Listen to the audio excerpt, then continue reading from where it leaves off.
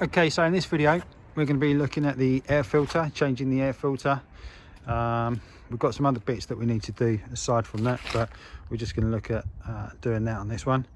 It's relatively straightforward, not as easy and straightforward as other cars, because believe it or not, we actually need to get under, take some of the paneling off, because the air filter replacement point is under here. So yeah, let's get some height in the car. Okay, so unfortunately I've not got a trolley jack.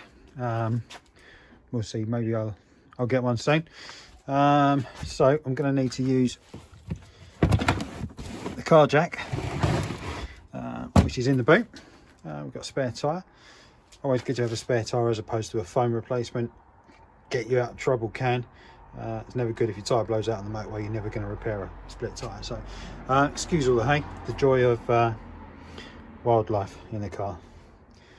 Horses, and not horses in the car, that'd be crazy, but let's get the jack out and we'll get the car up, and we'll get the actual stands out just to prop it up, make sure it's nice and safe. Okay, so just before we put this in, I was just looking underneath the car to put it in. I just noticed that someone who's had it up before hasn't done a particularly good job of aligning it properly to where it should be. And just as a useful tip, on the bottom of the car, on the bottom of the skirt, you've got these useful pointers that tell you where it should go. You just see that one there at the end of my finger. So maybe we'll look at just checking that out. I don't think it's too much of an issue, but maybe we'll put some sealant or something on there. But for now, this is what we're looking for. This is where it's going to get jacked up. So let's get it up in the air. Okay, so with the car up in the air, we've I didn't expect it to lift that much, to be fair, but I wanted to get as much space as possible so that I could show you as easy as possible. So bearing in mind what I said in one of my previous videos about my driveway's on a slight slope, we're only holding on one wheel, so obviously we want to make sure that that's chocked, so we're not sliding. Handbrake's on, pretty confident on it, but yeah, let's just make sure that that's where it needs to be. We're going to get our extra stand as well and get that set up underneath. Let's just take that around, get this in place.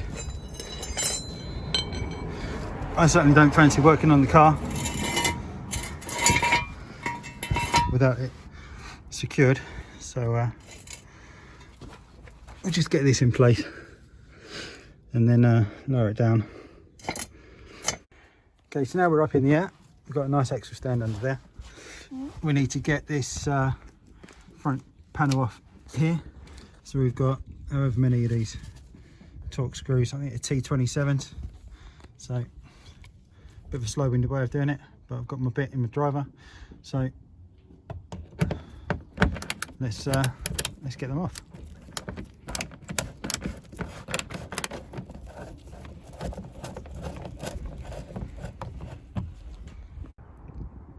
Okay, so we've got all the screws out.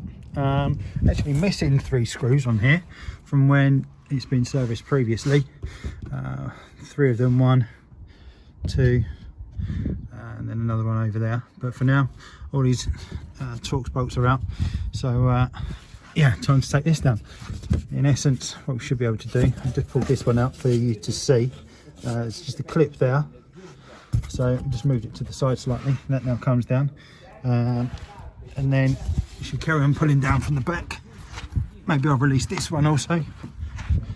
And then I'm suspicious that as it comes down, I'm going to get covered. So there we go, just moved it to the side. You can see coming off. And hey presto, there we go. Maybe we'll give that a clean up and a wash before we put it back on as well. And what does that reveal? Our air filter intake position.